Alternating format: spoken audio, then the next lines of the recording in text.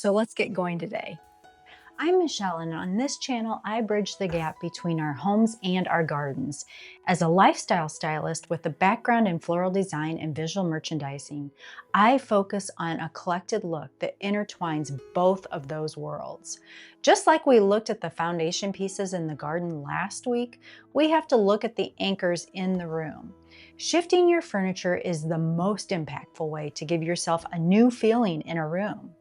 Now, if you're not able to move your larger pieces, you can still create a beautiful change in layer 2. But if you can move even a few smaller items like, say, a chair or an end table, you'll immediately begin that seasonal spring reset. One anchor I haven't mentioned yet is the area rug.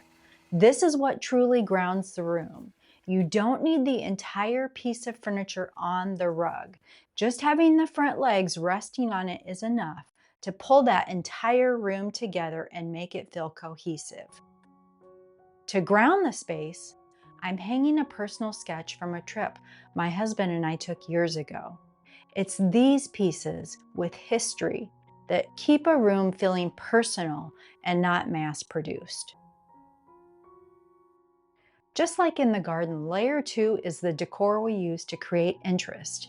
But you'll notice that inside, layer 2 and layer 3, our greenery, are almost always intertwined as we style. Remember in the garden how we tuck in statuary interiors into those flower beds for something to discover? Well, we do something very similar inside. We want to tuck our hidden gems into our vignettes so the eye has a place to rest. Over the mantle, I've paired this vintage French gold mirror with a matching fire screen. Notice how the curves at the top coordinate so well?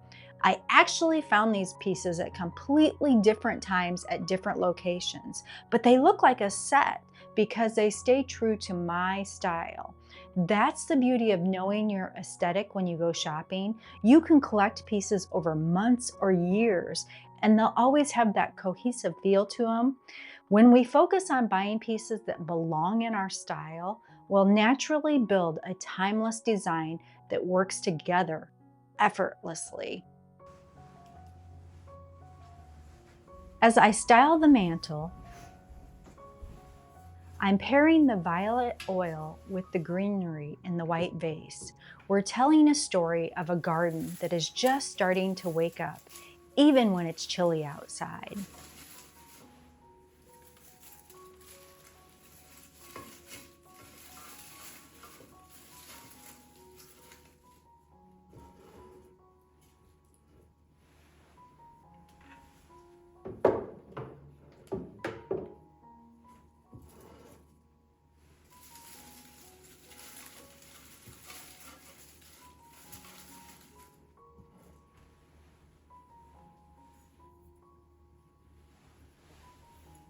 I'm using the white ceramic rabbit to do double duty.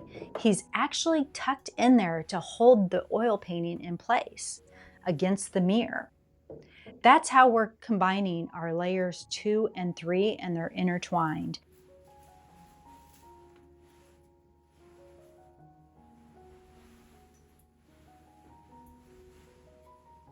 To finish that look, I'm adding a glass cloche and a fluted urn with a moss ball, which actually came from the garden house. Moving your pieces around gives them an entirely new life. When you have a style, a signature style, your pieces can move between rooms seamlessly. These pieces signal a seasonal reset, but in a very timeless manner. This is all about choosing a few meaningful pieces that bring the garden feeling indoors.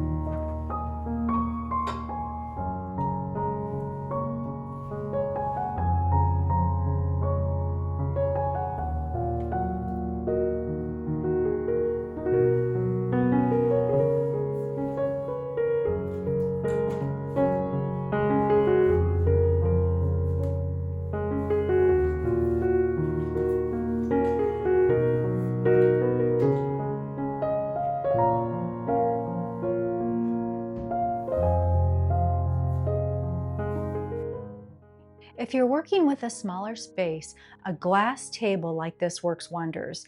The transparency gives the illusion of a smaller footprint, keeping the room feeling airy rather than cramped.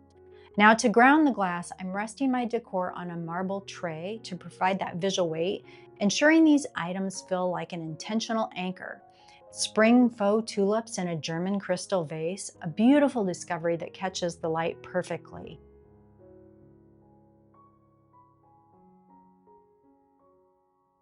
A candle in that green color just reminds us of the outdoors.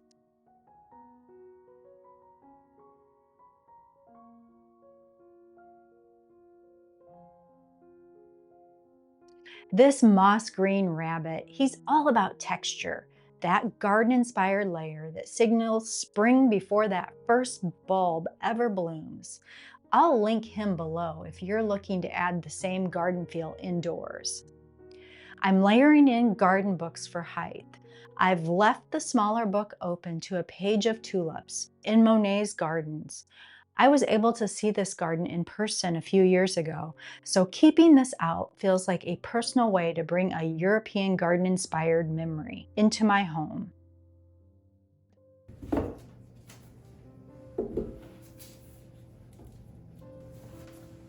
On the console, I wanted to lean into the history of the piece, rather just filling a shelf. These vintage brass birds are a favorite discovery of mine. They bring a bit of found character to my table. I've added a pretty crystal candle with the birds.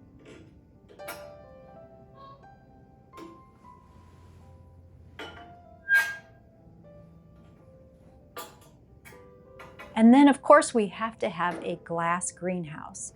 For a gardener, it's a bit of a dream to have a beautiful glass greenhouse outdoors. So I love bringing that European garden inspired look inside. I've styled the greenhouse with a floral planter with some faux tulips inside. And of course, a couple little bunny rabbits.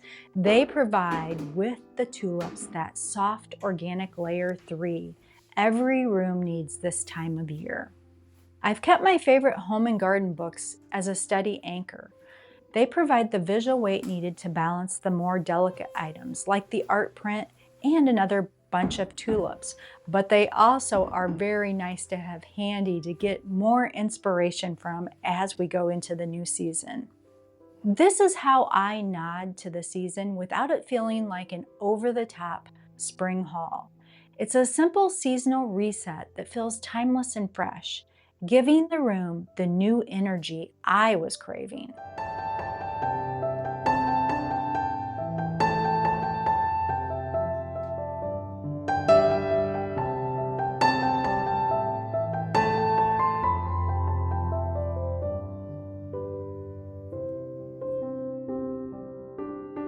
Looking at the room now, you can see how the olive tones connect back to the garden, just outside the window. This transformation proves that you don't need a total makeover to make a space feel new. When you understand how all those layers work together, you can create a home that feels personal and collected.